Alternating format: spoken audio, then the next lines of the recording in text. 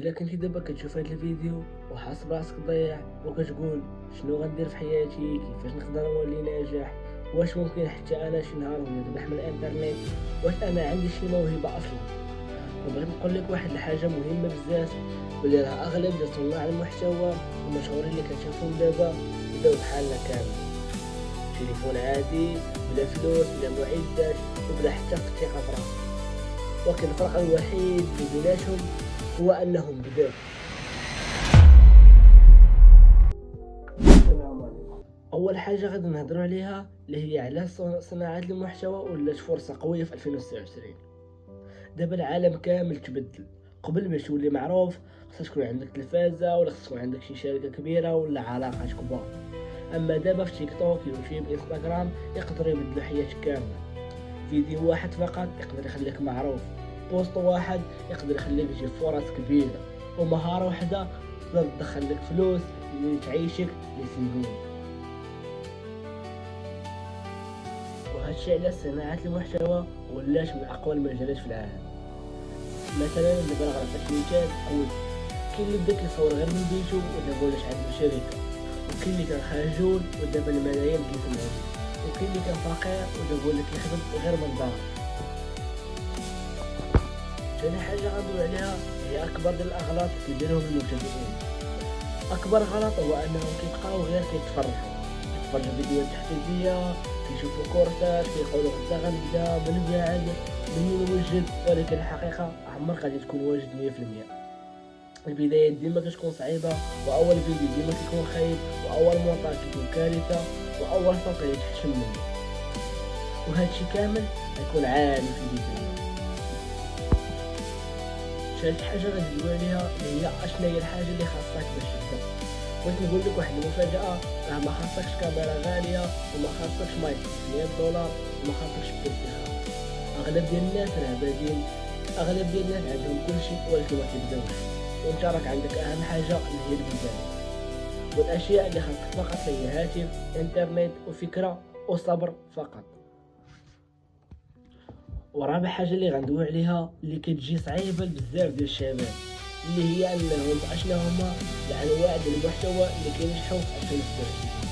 دابا غادي نعطيك الانواع ديال المحتوى اللي عندهم مستقبل قوي بزاف. اول واحد غندوي عليه هو المحتوى التحفيزي والتطوير. الناس دابا باغيين غير الامل، باغي شي حد يفهمهم، يبغي يسمعوا تجارب حقيقيه، يعني يشوفوا شي حاجه حقيقيه وكاش كدير. ثاني نوع اللي هو المونتاج او الديزاين. دابا في الزمان اي شخص كتلقى عنده مشروع لانه كيبغي شي واحد يدير مونتاج الفيديوهات ديالو، شي واحد يدير ليه ديزاين، وشي واحد غادي يصايب ليه صور مصغره الا كان كيدير صناعه المحتوى. ثالث نوع اللي هو المحتوى ديال الالعاب، باقي قوي بزاف هاد المحتوى ديال الجيمنج، خصوصا الا عندك شخصيه زوينه، حيت هاد الشيء هو اللي كيعجب الاطفال في الزمان. رابعا اللي هو المحتوى التعليمي، تعلمهم شي لغه، تعلمهم مهاره، تعلمهم الربح من الانترنت. هاد النوع هو اللي كيعيش سنين، يعني تقدر تلوح الفيديو هاد العام وبعد 10 سنين كتلقى الفيديو ديالك الناس مازال كيتفرجوا فيه. وخامس نوع اللي هي القصص والوثائقيات. هاد النوع كنفجر مؤخرا، الناس كيبغيو القصص الغامضه والحقائق والتجارب، وكيبغيو يتفرجوا ويستكشفوا بزاف. خامس حاجه غنطرقوا ليها اللي هي كيفاش تبدا بلا خوف. الخوف غادي يبقى، يعني اي واحد كيقول لك ما تخافش راه كيكذب ولا غير كيواتيك، حيت بزاف ديال المشاهير كيخافوا، ولكن الفرق بيناتنا وبيناتهم انهم كيديروا الحاجه واخا كيخافوا منها. بعدا انا باغي نقولك واحد المعلومه من عندي، في اول فيديو ديرو ما ديروش باش انك تجيب به لي فيوز بزاف. الفيديو الاول ديرو غير باش تعلم منه، يعني باش تاخذ منه عباره شنو هي الحاجه اللي درتي، الحاجه اللي غلطتي فيها. المهم بحال لو قلت الفيديو الاول غديرو باش من موراه فاش بغيت تحط فيديو اخر تمشي تتعلم منه، تاخذ منه استراتيجيات، المهم بحال هكا.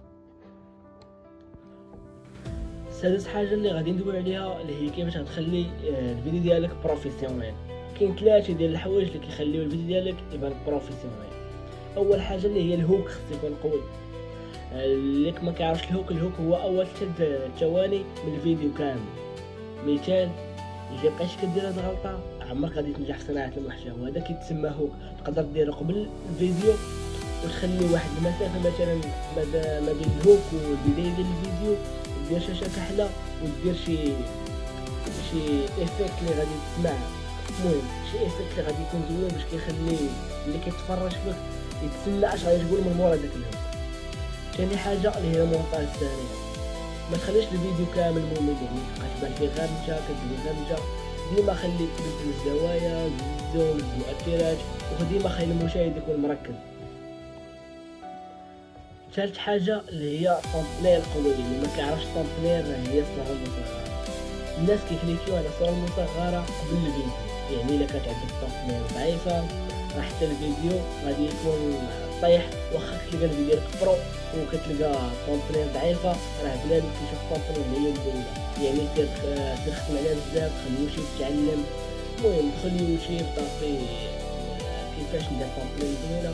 وديما واحد الحاجه ديرها في بالك، اللي التمبلير ديما دير فيها العنوان اللي كدير في التمبلير ما ديروش في التيتل ديال الفيديو، فهمتي؟ يعني التيتل ديال مثلا الا كنتي داير في التمبلير صناعه المحتوى في التاريخ ديال الفيديو دير كيفاش تعلم صناعه المحتوى في 2026، فهمتي؟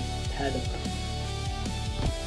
سابع حاجه اللي غادي ندوي عليها اللي هي علاش بزاف ديال الشباب كيفشلوا، حيت كيحبسوا اول عامل اللي كيخلي الشباب يحبسوا هو انهم كيجربوا يتبعوا وكيقولوا ما جانيش حتى ديال. ولكن شوف، اي مهاره خصها وقت، بحال الرياضه، القرايه، الفلوس، البيزنس، اي حاجه كتبدا من الصغر. يعني انت خصك كما قلنا في الاول، الا ما كانش عندك الصبر ما عندك والو. بالضروره خصك يكون عندك الصبر باش انك، حيت الا كان عندك الصبر تقدر تلوح فيديو اليوم غدا بعدو. المهم واخا 10 الفيديوهات الاولين ما كيجيبوش كليب ديال بزاف هانيه، ولكن الفيديوهات اللي غادي يجيو من موراهم خصك تكون تعلمتي من ديك 10 الاولين. واي فيديو اللي حتيه الفيديو اللي غتلاح من مورا خصو يكون احسن منه الاف الدرجه. يعني دخل في الستاتيستيك ديالو، شوف اش ناقص، شوف اش خاص، هذا زدتي فيه، هذا اش خاصو، فهمتي؟ بحال هكاك. ثامن حاجه باغي ندوي معكم فيها اللي هو السر الحقيقي اللي كيخليك ناجح. ديرها في بالك بلي السر ماشي هي الموهبه، السر هو الاصرار. حيت لك انت دابا ضعيف، مع الوقت وانت كتلوح فيديوهات وانت كتعلم وانت كتطور غتولي احسن. مثلا دابا لحتي اليوم فيديو خايب، من هنا لعام غادي تلوح احسن فيديو وغادي تزيد لقدام، فهمتيني؟ يعني ديما الاصرار هو احسن سر. يعني اللي غادي يقولوا شي حاجه اخرى الثقه في النفس هادشي كامل سر حقيقه النجاح، ولكن الاصرار هو اهم سر اللي كيخليك ناجح في حياتك. اي حاجه غادي ديرها ضروري يكون عندك الاستمرار. الجزء التاسع اللي كلشي كيسول عليه هو هاني في صناعه المحتوى كيفاش غنربح الفلوس منها. بزاف كيظنوا ان الربح كاين غير من اليوتيوب، ولكن لا. طرق الربح كاين الاعلانات، كاين افيليات ماركتينغ، كاين سبونسورينغ، كاين بيع الخدمات، بيع الكورسات، المونتاج، تصميم التومبلين، واداره الصفحات. المحتوى يقدر يفتح لك بزاف ديال الابواب كثيره.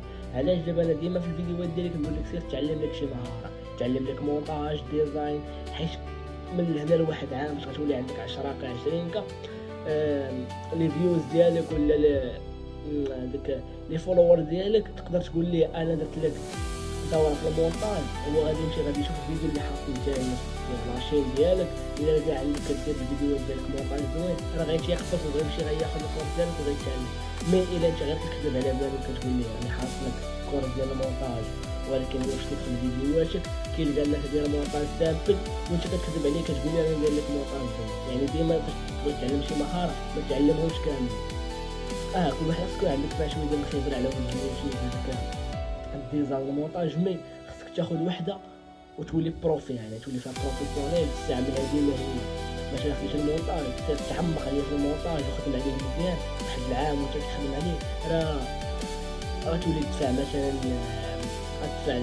المهم هادشي غدير غتدخل لديك فريلانس، غتدخل فايفر. المهم هادشي خصو فيديو واحد.